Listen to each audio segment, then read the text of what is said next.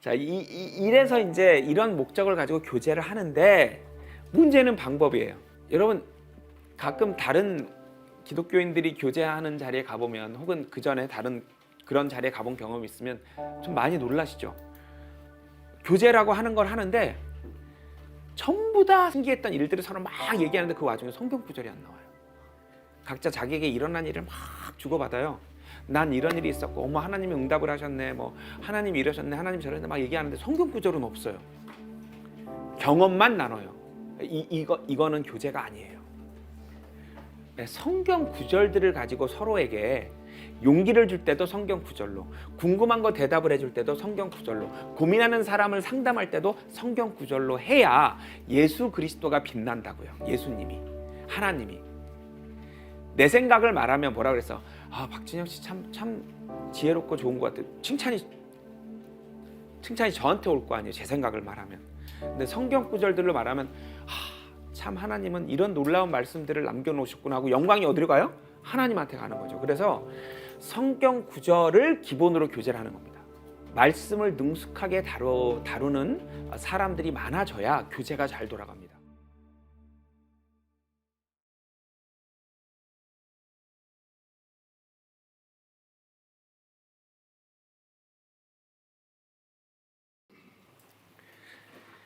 자, 오늘의 주제는요, 교제. 그리고 그 교제의 가장 대표적인 예가 저희 교회는 조모임이죠. 조모임. 나중에 첫 열매들은 어떤 교회야? 라고 누군가가 물어본다면 말씀 지식적으로는 바울이 말한 미스테리를 푸는데 기여를 하고 있는 교회. 형식적으로는 교제가 참 잘 이루어지고 발달한 교회, 이렇게 두 가지 정도의 평을 들을 수 있다면 정말 감사할 것 같아요. 그만큼 교제라는 것은 하나님 앞에 중요한 것입니다. 요한복음 13장 보겠습니다. 34절, 35절입니다. ヨハネの福音書13章34節から35節。私は新しい戒めをあなた方に与える。互いに愛し合いなさい。私があなた方を愛したように、あなた方も互いに愛し合いなさい。互いに愛し合うならば、それによってあなた方が私の弟子であることをすべての者が認めるであろう。 예수님께서 새하늘 새 땅에 들어갈 사람들에게 새 계명을 주셨어요. 뭐냐면 서로 사랑하라, 이겁니다. 그래서 이 교제나 조모임이 선택이 아니고요, 무조건 해야 되는 거예요. 예수님이 너희에게 새 계명을 주겠다 하고 계명으로 딱 주신 거예요. 아담과 이브에게 선악과 먹지 마라는 계명 하나 주셨듯이 교회에게는 서로 사랑해라는 계명 하나 주신 거예요. 그래서 이건 나는 성격이 좀 이렇고, 물론 이제 사람마다 성격이 너무 다르죠. 이제 다른 분들과 친해지고 가까워지고 마음을 나누는 게 굉장히 어려운 분들이 있습니다. 요즘 뭐 MBTI인가에서 I라고 하던가요, 그죠? 충분히 압니다. 사람마다 성격이 다르고, 또 누구에게 편한 것이 누군가에게 너무 힘들고 불편한 일일 수도 있는데, 그럼에도 불구하고 무조건 해야 되는 거예요. 이거 하나 주셨기 때문에 서로 사랑하라. 그러면 두 가지 일이 일어납니다. 하나, 사도행전 2장입니다. 46절, 47절입니다. 使徒行伝2章46節から47節。そして日々、心を一つにして絶えず宮詣をなし、家ではパンを裂き、喜びと真心と思って食事を共にし、神を賛美し、すべての人に好意を持たれていた。そして主は救われる者を日々仲間に加えてくださったのである。 모여서 함께 성경 공부하면서 함께 교제를 나누니까 여기에서 무슨 일이 나요? 사람이 자꾸 태어나요. 이거는 하늘로 올라가면 단체상 받는 아주, 물론 이제 그 와중에 기여한 정도에 따라 또 칭찬의 양이 다르긴 하겠지만, 일단 이런 그룹에 섞여 있다, 내가 속해 있는 그룹에서 자꾸 사람이 거듭난다, 아니 그건 하나님이, 성령님이 함께 하신다는 증거잖아요. 근데 이 사람이 거듭나는 게 이거 없이는 안 되는 거예요. 한 명 한 명이 예배 끝나고 흩어져 가지고 각자 성경 공부해 갖고는 안 되는 거예요. 모여서 함께 고민하고 공부하고 질문하고 토론하고 하면서 서로 사랑할 때 여기서 생명이 태어난다고요. 그래서 꼭 해야 되는 것이고요. 네, 그 다음에 마가복음입니다. 4장입니다. 11절입니다. マルコによる福音書。4章11節。そこでイエスは言われた。あなた方には神の国の奥義が授けられているが、他の者たちにはすべてが例えで語られる。 너희가 모여 있으면, 너희가 모여서 함께 토론하고 고민하고 대화하고 질문하고 서로 가르치고 하면 이 안에서 내가 성경을 알려줄게. 왜? 이 성경은 외인, 교제 바깥에 있는 사람들은 아무리 봐도 그 깊이 있는 올바른 진정한 의미를 알 수가 없습니다.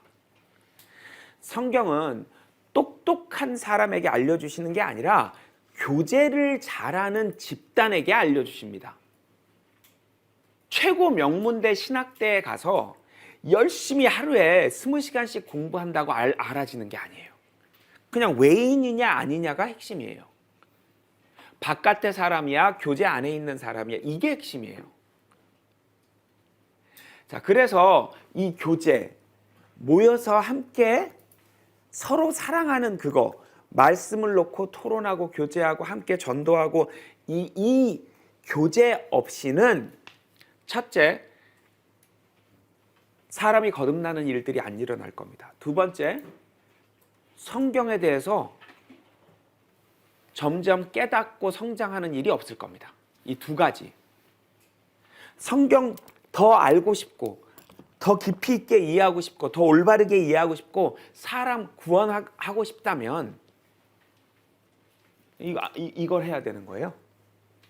고린도전서 1장입니다. 8절, 9절입니다. コリント人への第一の手紙。1章8節から9節。主もまた、あなた方を最後まで固く支えて、私たちの主イエス・キリストの日に、責められるところのないものにしてくださるであろう。神は真実な方である。あなた方は神によって召され、御子、私たちの主、イエス・キリストとの交わりに入らせていただいたのである。 하나님이 뭐 하시는 거예요? 얘들아 교제해. 빨리 모여 너희. 떨어져 있으면 안 돼. 빨리 모여. 자, 모여서 교제해. 하나님, 저는 근데 새로운 남들하고 말하는 게 힘들어요. 하나님, 혼자 하면 안 돼. 안 돼. 빨리 와. 안 돼. 빨리 와. 빨리 해. 알아. 네 성격 알아. 네 성격 그 기질 내가 만든 거잖아. 알아. 그럼에도 불구하고 해. 알겠지? 해야 되는 거예요. 하나님이 하시라고 부르신다잖아요. 교제 안으로. 잠언 14장입니다. 4절입니다. 箴言。14章4節。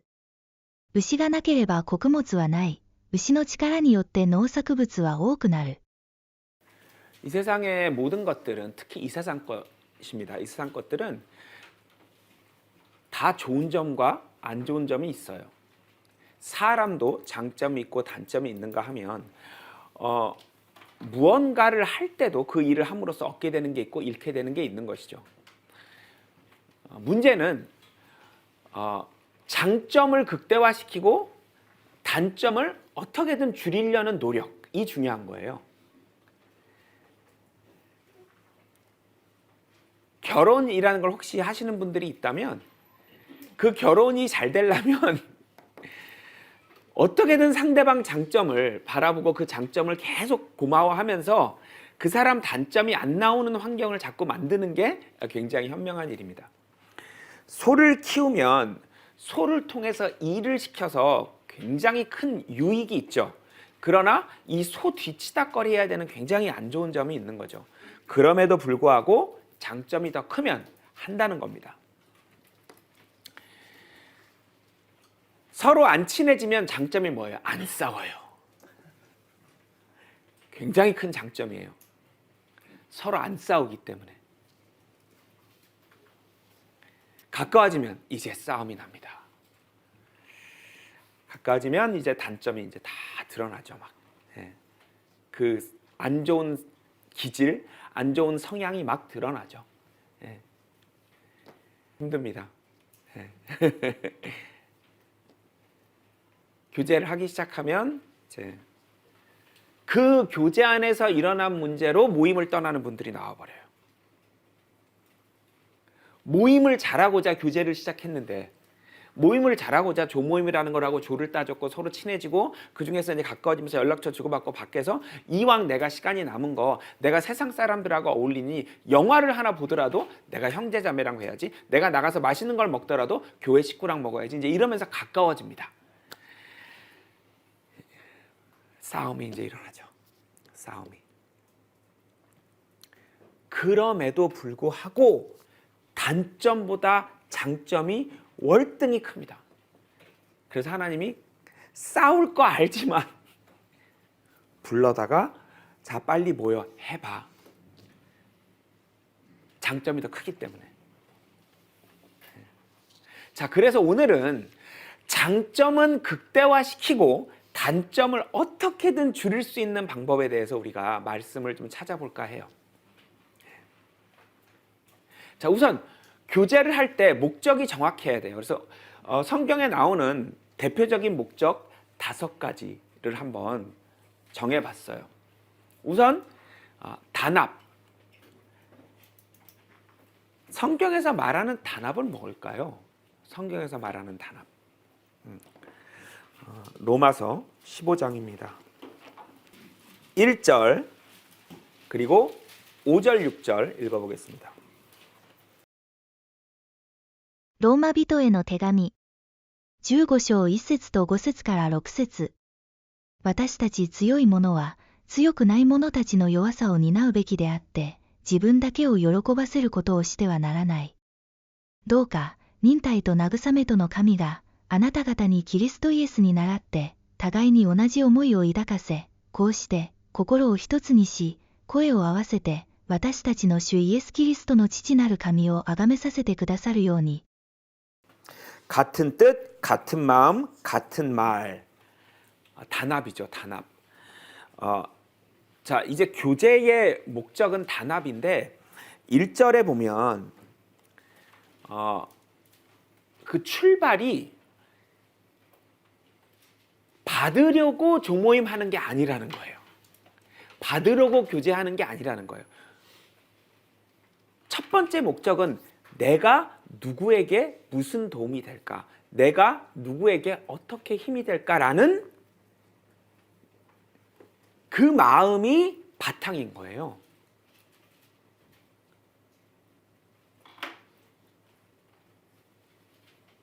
그러면 이제 얻는 게 있는 것이지 처음부터 내가 얻고 싶은 게 있는데 조모임을 해봤어, 교제를 해봤어. 근데 내가 원하는 게 충족이 안 돼. 조모임 안 해. 이 조는 아닌 것 같아. 저 4조인데요. 저랑 8조가 맞는 것 같은데요. 뭐 저랑 저쪽 총무님이 맞는 것 같아. 이렇게 하면 안 된다는 거예요. 내가 왜 이 조로 왔을까?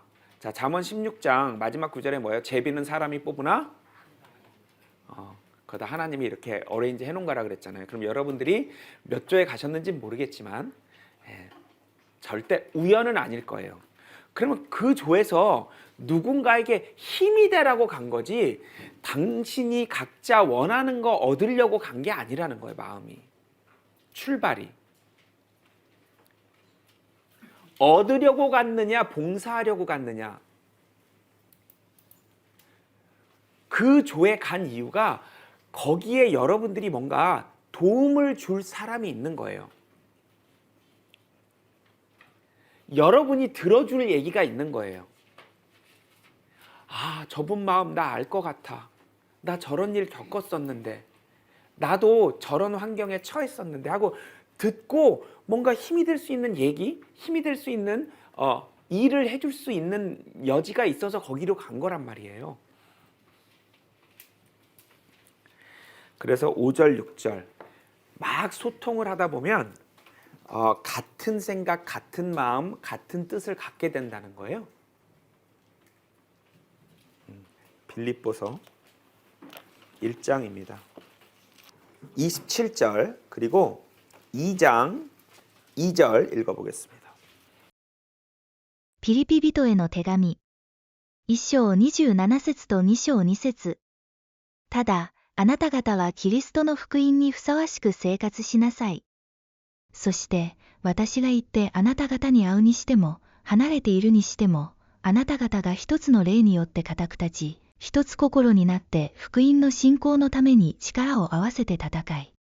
どうか同じ思いとなり、同じ愛の心を持ち、心を合わせ、一つ思いになって、私の喜びを満たしてほしい。 하나님이 기뻐하시는 일을 하려면 우리가 같은 마음, 같은 생각, 그거는 의사소통을 많이 해야 그렇게 되거든요. 서로 대화를 많이 해야 생각이 같아지고, 겪는 일들을 나눠야 서로에게 힘이 되고, 한 팀이 되려면 대화를 많이 해야 돼요. 그래서 하나 되고 그게 지체가 된다는 얘기잖아요. 로마서입니다. 12장 4절 5절입니다. ローマ人への手紙。12章4節から5節。なぜなら、一つの体にたくさんの死体があるが、それらの死体が皆同じ働きをしてはいないように。私たちも数は多いが、キリストにあって一つの体であり、また各自は互いに死体だからである。 그러니까 우리가 예수님의 몸의 지체가 된 거지만 그 와중에 뭐예요? 서로에게도 지체가 되어줘야 된다는 거예요. 서로를 위해서 무언가를 해줘야 된다는 거예요. 간이 쓸개를 위해서, 쓸개가 허파를 위해서, 허파가 또 혈관을 위해서 이렇게 서로가 서로에게도 지체가 돼야 우리가 전체적으로 예수님 몸의 지체가 된다는 거예요. 그래서 하나님이 특히 바울이 우리에게 너희 지체들 같은 거야. 예수, 그리스도 예수라는 큰 사람 안에 이렇게 지체들 같은 거야. 근데 그게 서로에게 지체가 되어야 그 전체 사람의 지체가 되는 거야. 그렇게 얘기가 되어 있어서요. 이 지체가 된다. 결국 단합입니다. 한 팀, 한 마음, 한 생각, 한 뜻. 평준화가 일어나는데 고린도전서 12장에 보면 몸을 고르게 한다고 되어 있는데 이 평준화가 상향 평준화가 됩니다. 성령 안에서 교제를 하면 상향 평준화가 돼요. 자, 그다음 두 번째, 아까 말씀드렸다시피 교제 없이는 하나님이 성경을 아무리 공부해도 안 알려주실 거래요. 성경은 계시로 아는 겁니다. 에베소서 1장 뭐예요? 지혜와 계시의 영을 너에게 주신다. 성경은 계시로 아는 거예요. 파헤쳐서, 물론 파헤치지 않으면 알 수는 없지만 파헤친다고 아는 게 아니라 하나님이 파헤치는 걸 보시다가 야 하고 보여주면, 옛다 하고 보여주면 그때 알게 되는 거거든요. 하나님 보여주시는 기준이 뭐냐면 교제예요. 교제. 빌레몬서입니다. 1장입니다. 6절입니다. ピレモンへの手紙。1章6節。どうか、あなたの信仰の交わりが強められて、私たちの間で、キリストのためになされているすべての良いことが知られてくるようになってほしい。 교제 가운데서 선. 자, 우리가 그리스어로 유도키아라는 개념 배웠죠. 하나님의 계획. 그걸 유도키아라고 부르잖아요. 선이라고 하는. 그래서 하나님이 어떤 분인지, 무슨 생각을 가지고 계시고 어떤 계획을 가지고 계시며 거기에 우리가 어떻게 기여해야 하는지를 교제할 때 알려주신대요. 이 교제가 없으면 안 알려주시는 거예요. 아무리 혼자 악착같이 열심히 공부를 해도 알 수가 없는 거예요.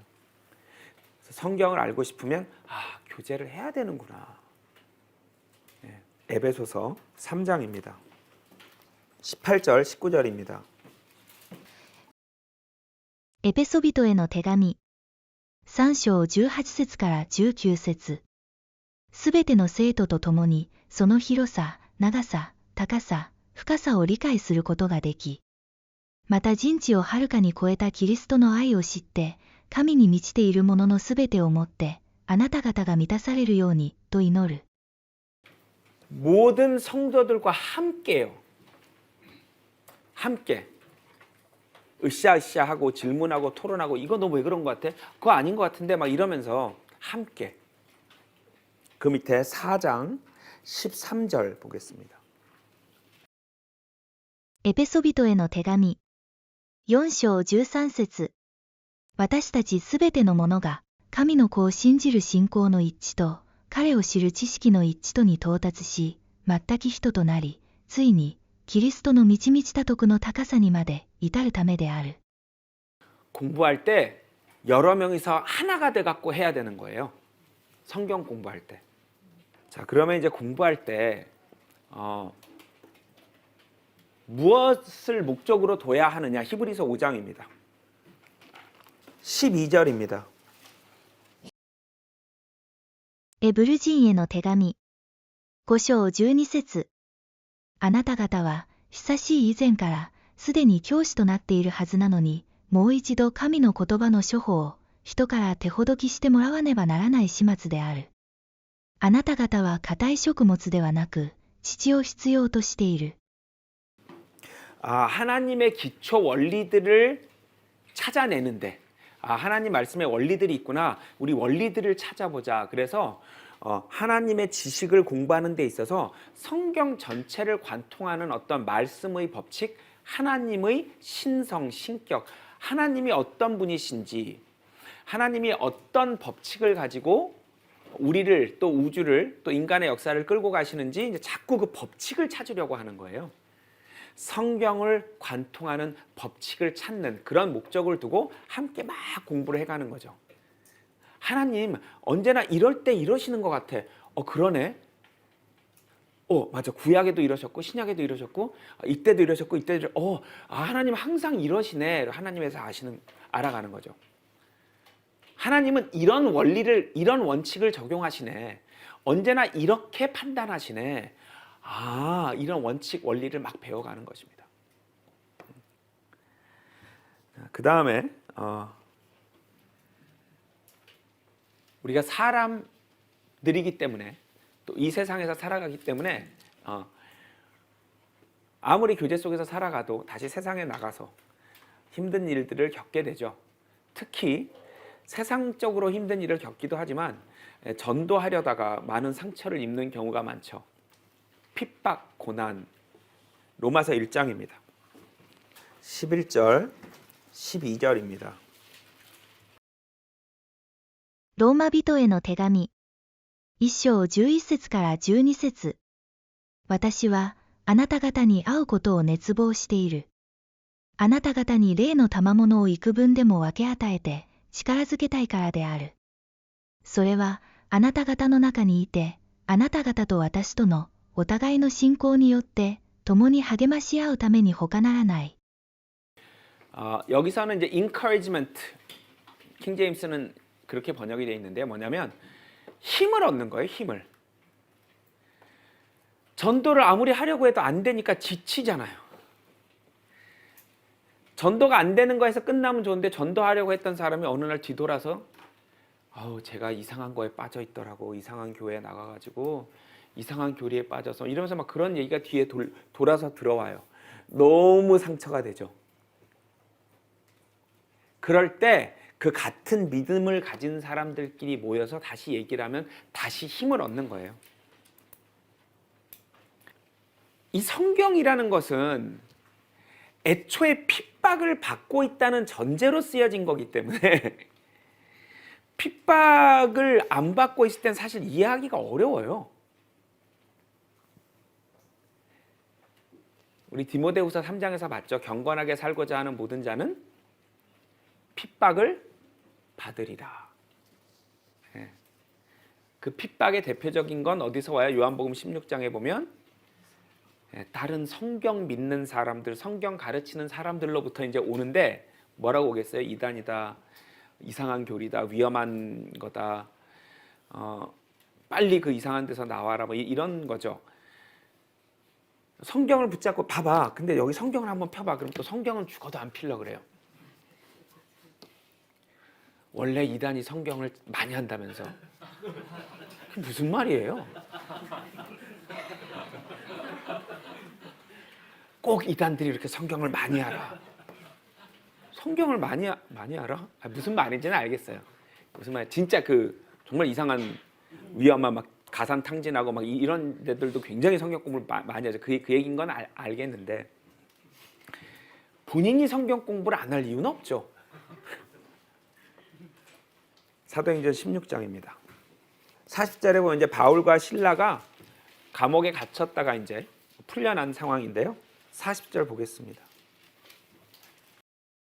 使徒行伝16章40節二人は獄を出てルデアの家に行った。そして兄弟たちに会って勧めをなし、それから出かけた。 자, 물론 이제 성령님이 이끄시는 대로 감옥에 가서 간수와 그의 식구들을 구원하려는 계획에 사용되려고 이제 감옥에 가긴 했지만 감옥에 가는 게 쉽진 않죠. 감옥에 가서 갇히고 그죠? 죄수 취급을 당하고 그런 힘든 일을 겪고 나서 어디로 달려가요? 예, 교회 식구들이 있는 대로 달려가는 겁니다. 왜? 다시 힘을 얻어야 되기 때문에. 자, 그래서 교제에서는 위로와 용기를 얻습니다. 근데 다시 한번 말씀드리지만 이거는 핍박을 받고 있다는 전제 하에입니다. 성경은 전부 다 여러분들이 핍박을 받고 있다는 전제 하에서 얘기하고 있는 겁니다.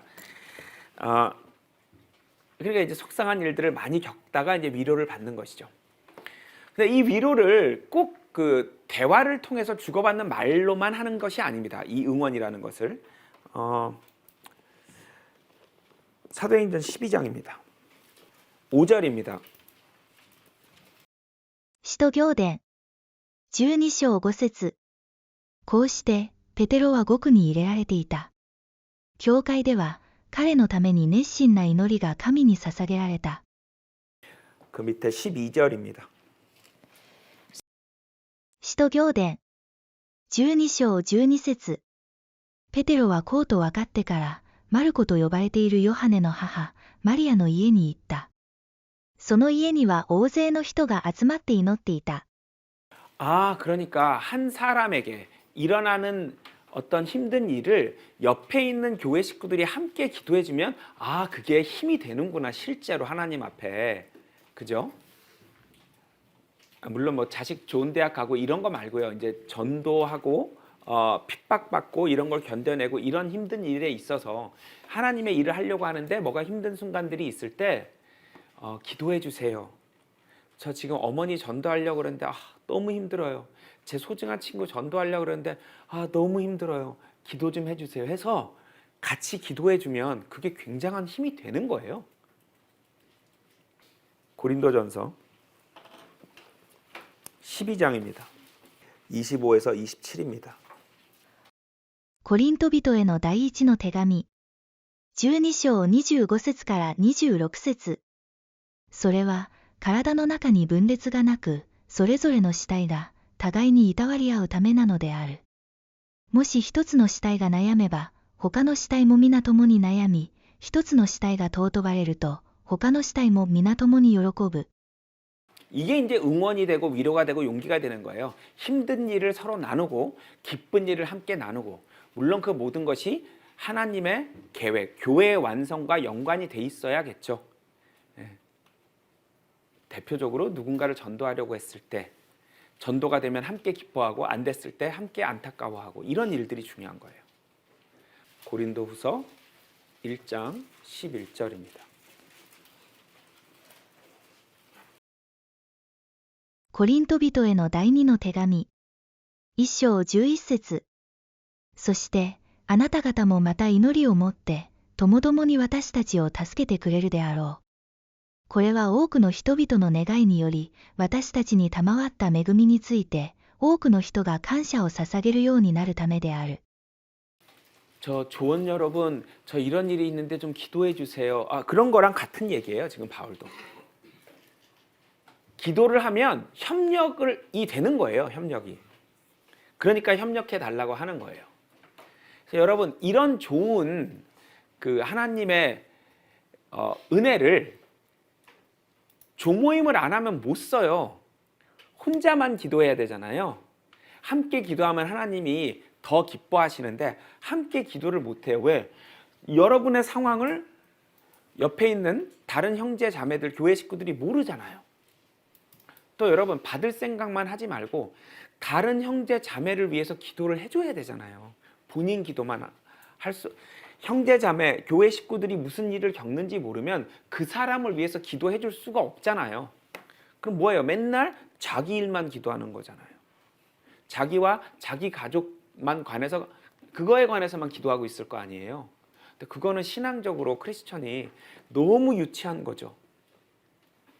기도가 맨날 자기 얘기야. 자기 가족 얘기야.